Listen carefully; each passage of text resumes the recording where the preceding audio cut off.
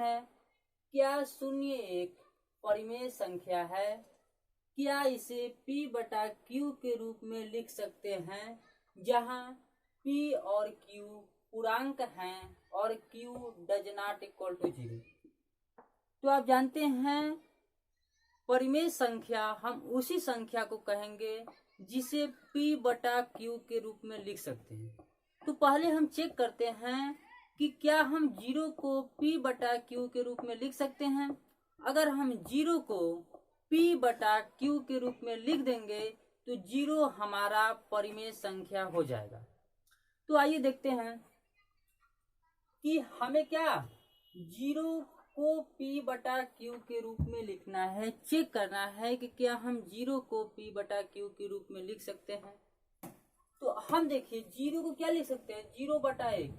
आप जानते हैं 0 में किसी भी संख्या का डिवाइड करते हैं तो उसका मान 0 आता है। और ये भी होना चाहिए कि P और Q पूर्णांक होना चाहिए और Q does not equal to 0।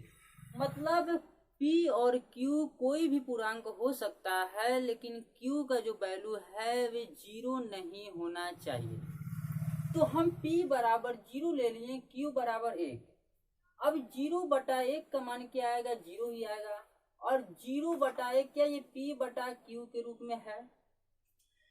तो हम 0 को 0 बटा 1 लिख सकते हैं, जो कि 0 बटा 1 P बटा Q के रूप में है।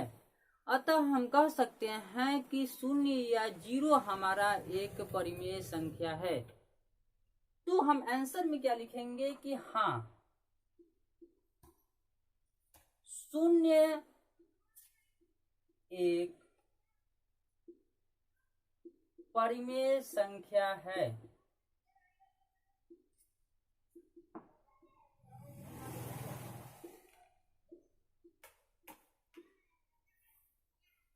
अब आइए देखते हैं दूसरा क्वेश्चन। तो दूसरा क्वेश्चन क्या है, 3 और 4 के बीच में 6 परिमेय संख्याएं ज्ञात कीजिए। क्या क्वेश्चन है कि 3 और 4 के बीच 6 परिमेय संख्याएं ज्ञात कीजिए। तो इस टाइप्स के क्वेश्चन को हल करने के लिए आप सबसे पहले देखिए कि कितना परिमेय संख्या पूछ रहा है। तो यहाँ पर हमें 6 परिमेय संख्या पूछ रहा है। तो सबसे पहले क्या करेंगे, जितना परिमेय संख्या पूछेगा उसमें एक ऐड कर देंगे। तो कितना पूछ रहा है, 6। 6 में एक ऐड कर देंगे तो कितना आएगा, 7। अब क्या करेंगे कि वे कितने कितने संख्याओं के बीच में पूछ रहा है। तो 3 और 4 के बीच में पूछ रहा है।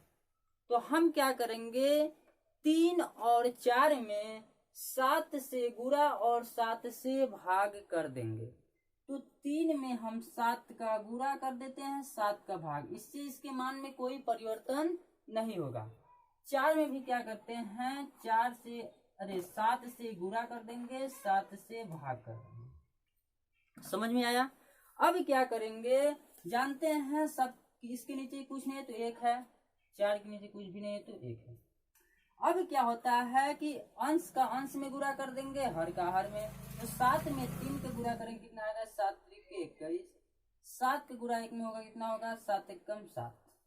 यहाँ पर 4 के गुणा 7 में होगा, कितना होगा, 7 चौं 28। यहाँ पर 7 के गुणा 1 में होगा 7। देखिए 7 चौं 28, ये 4 ही है। 7 त्रिक 21 और 3 है। तो 21 बटा 7 और 28 बटा 7 के बीच में हमें 6 परिमेय संख्या ज्ञात करना है। तो अब इसके बीच में 6 परिमेय संख्या हम आसानी से लिख सकते हैं। क्या 21 के बाद क्या आएगा, 22 बटा 7, 23 बटा 7, 24 बटा 7, 25 बटा 7, 26 बटा 7, 27 बटा 7। ये हमारा क्या हो गया, 21 बटा 7, 22 बटा 7, 23 बटा 7, 24 बटा 7, 25 बटा 7, 26 बटा 7, 27 बटा 7। ये हमारा 3 और 4 के बीच में ये हमारा 6 परिमेय संख्या ज्ञात हो गया। वे कौन कौन है, 22 बटा 7, 23/7, 24/7, 25/7, 26/7, 27/7। समझ में आया? अब आइए देखते हैं तीसरा क्वेश्चन। तीसरा क्वेश्चन क्या है? 3/5 और 4/5 के बीच 5 परिमेय संख्याएं ज्ञात कीजिए। तो हमने पहले ही बताया है कि इस प्रकार के क्वेश्चन को हल करने के लिए सबसे पहले आप देखेंगे कि कितना परिमेय संख्याएं पूछ रहा है। तो यहाँ पर हमें 5 परिमेय संख्याएं पूछ रहा है। तो आप क्या करेंगे? सबसे पहले उसमें एक ऐड कर देंगे। कितना हुआ? 6। अब दूसरा स्टेप देखेंगे कि किसके किसके बीच में पूछ रहा है।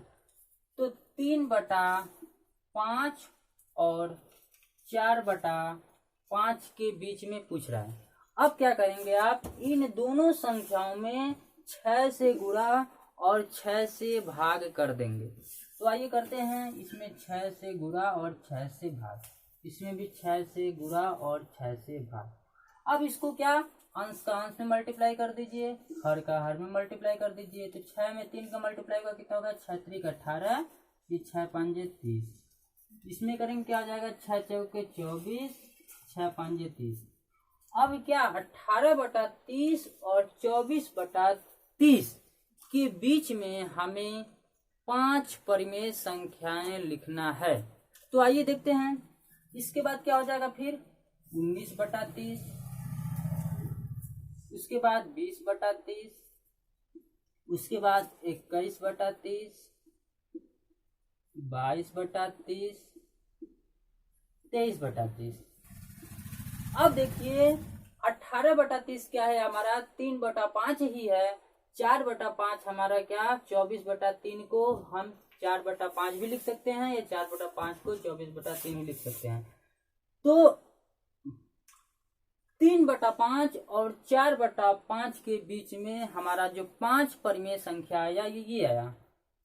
कौन कौन? 19/30, 20/30, 21/30, 22/30, 23/30। समझ में आया? अब कभी भी आप लोगों को दो संख्याओं के बीच परिमेय संख्याएं पूछेगा तो आप सबसे पहला स्टेप क्या करेंगे कि हमारा कितना परिमेय संख्याएं पूछ रहा है। तो जितना पूछेगा उसमें आप एक ऐड कर देंगे, फिर जितना आएगा उन दोनों संख्याओं में उतना से गुणा और भाग कर देंगे। समझ में आया? अब आइए देखते हैं चौथा क्वेश्चन। तो हमारा फोर्थ क्वेश्चन है, नीचे दिए गए कथन सत्य हैं या असत्य, कारक के साथ अपना उत्तर दीजिए। तो नीचे कुछ कथन दे दिया गया है, वे कथन सत्य है या असत्य हमें बताना है और उसका कारण भी देना है। तो आइए देखते हैं। पहला क्वेश्चन क्या है? प्रत्येक प्राकृतिक संख्या एक पूर्ण संख्या होती है। मतलब पूछ रहा है कि प्रत्येक प्राकृतिक संख्या एक पूर्ण संख्या होती है। ये हमें बताना है कि ये कथन सत्य है या असत्य।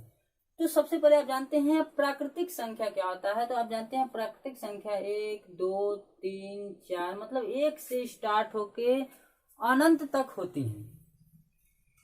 अब समझिए कि पूर्ण संख्या क्या होता है। पूर्ण संख्या आप जानते हैं कि पूर्ण संख्या क्या होता है। 0 से स्टार्ट होके अनंत तक होता है। तो आप देखिए ये हमारा क्या है? प्राकृतिक संख्या। ये हमारा क्या है? पूर्ण संख्या।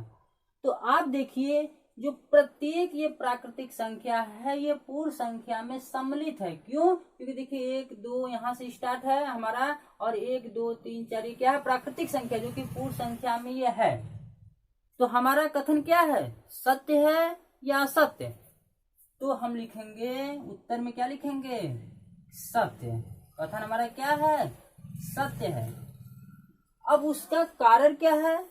तो कारण में आप लिखेंगे कि प्रत्येक प्राकृतिक संख्या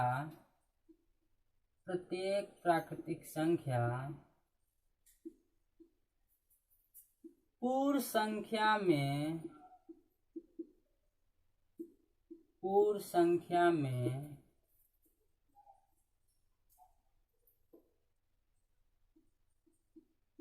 सम्मिलित है।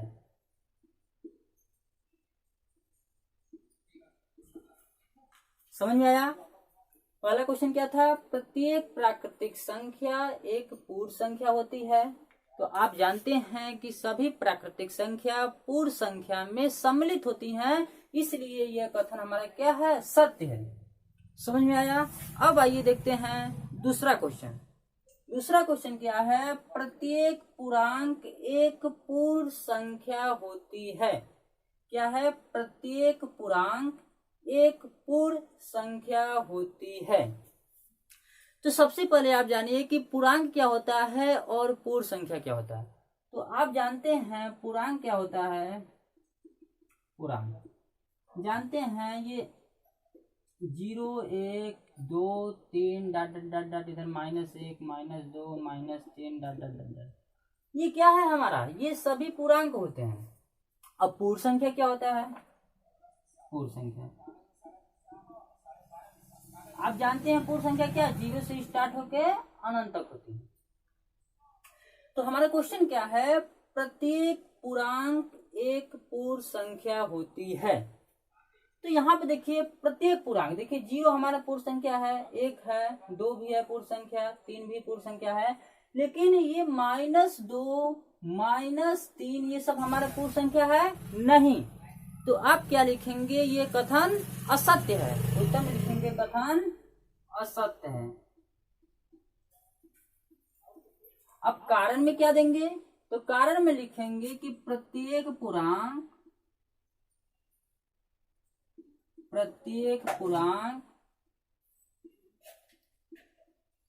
पूर्ण संख्या में सम्मिलित नहीं है।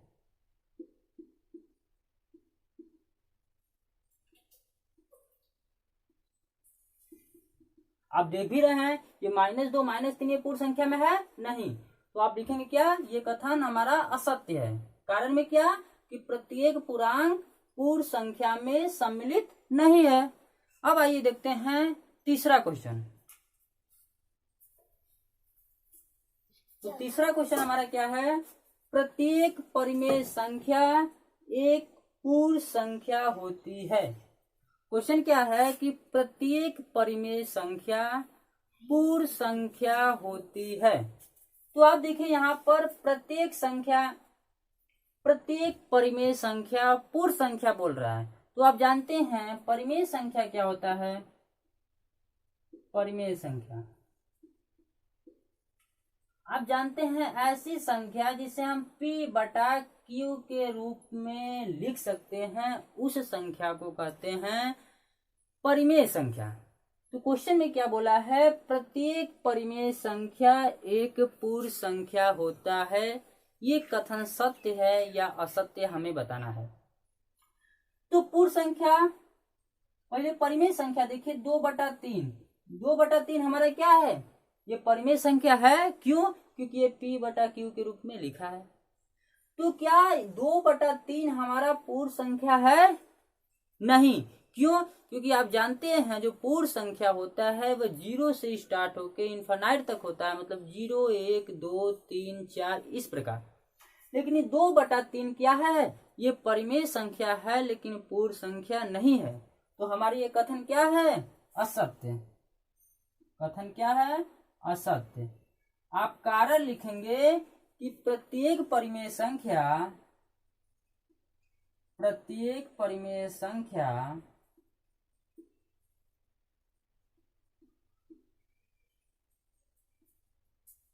एक पूर्ण संख्या नहीं होता है।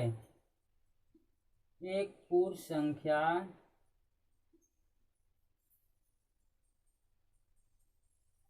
नहीं होता है। जैसे एग्जाम्पल दे सकते हैं, जैसे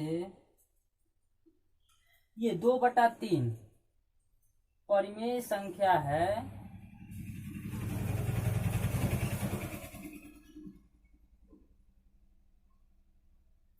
परंतु पूर्ण संख्या नहीं है। समझ में आया? तो अगर मेरा वीडियो पसंद आया तो वीडियो को लाइक एंड चैनल को सब्सक्राइब करें।